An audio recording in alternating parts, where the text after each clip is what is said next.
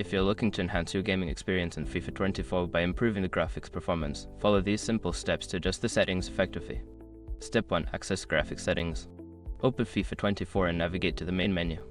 From there, go to the Settings option and select Graphics Settings to access the various options available for adjustment. Step 2. Adjust resolution. In the Graphics Settings menu, find the Resolution option. Lowering the resolution can significantly improve performance.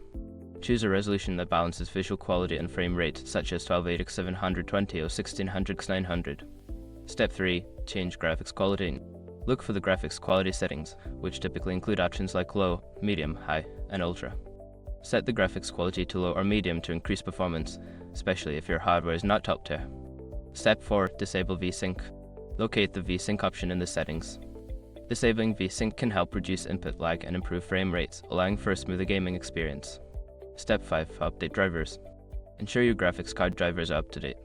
Visit the manufacturer's website NVIDIA, AMD, or Intel to download and install the latest drivers, which can improve performance and compatibility with FIFA 24. By following these steps, you should see an improvement in the graphics performance of FIFA 24, leading to a more enjoyable gaming experience. Happy gaming!